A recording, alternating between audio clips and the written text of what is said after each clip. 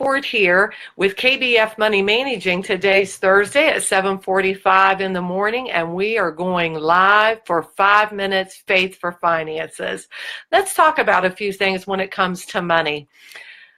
I've talked with a lot of people about getting out of debt, and one of the very first things that's so very important is that we need to reflect on how much money, how far are we in debt?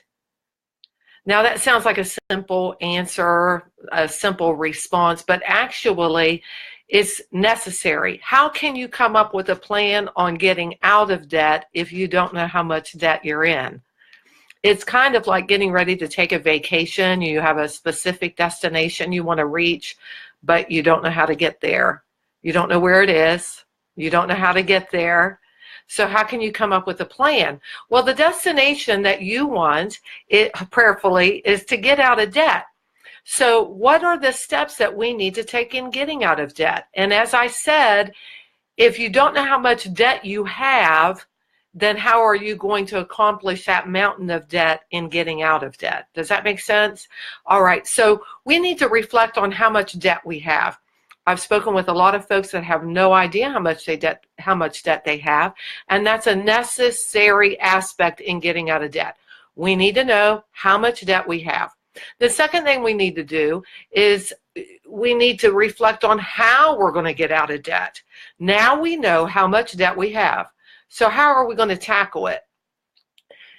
We need to tackle it one process at a time. In other words, if you have 12 credit cards, a personal loan, a student loan, a mortgage, maybe a second mortgage, maybe a couple of car payments. When you look at that, you might think, forget it, too much work involved. Listen, you can slide into debt, but you cannot slide out of debt. Ponder that for a moment. It's so easy to get into debt. It's easier to get into debt than it is to get out of debt.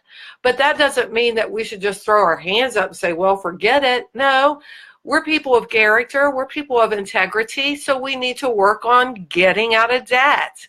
That's what God will help us with. Now, I've had some people say, well, pray for me that God will give me a financial miracle and get me out of debt.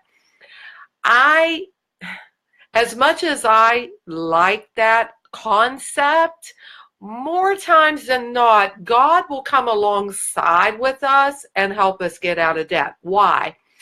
Well, for a couple of reasons. We created the debt, and a lot of times God wasn't really involved in those purchases.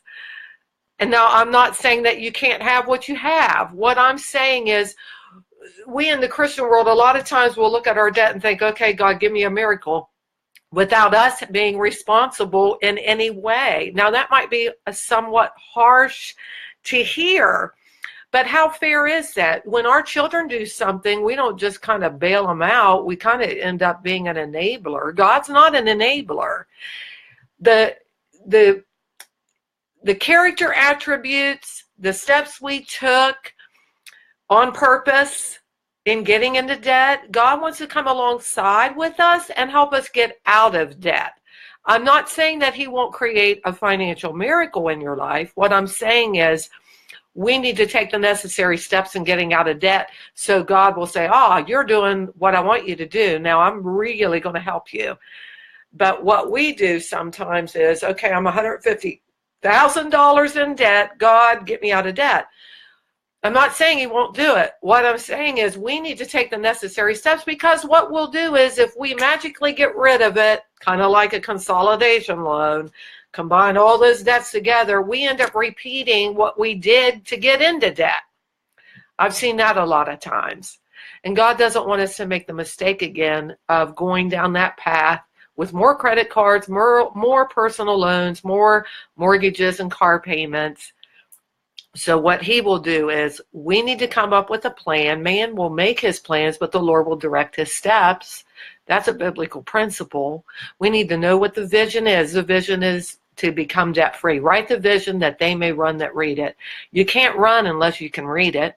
and you can't read it unless it's written down. Okay, so the first step is write the vision, debt-free.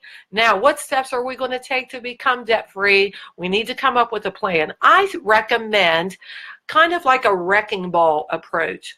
I think of a large building, maybe 20 or 30 stories, and we want to take the building down. Well, that big steel wrecking ball will hit that building over and over and over until pieces of it come down, and then finally the entire building comes down.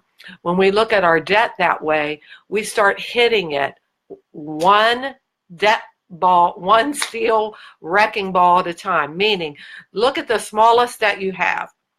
Maybe the smallest debt is $150. Get rid of that one first. That'll put you a win under your belt. It'll build momentum, and then you can't wait until the next debt gets paid off. And you just keep doing that over and over and over again. I hope this helped you today. Boy, that 5 minutes went really quick. I invite you to like this post, share this post, follow me here on Facebook, KBF Money Managing. I have a page. Follow me on YouTube. I have a free channel called KBF Money Managing.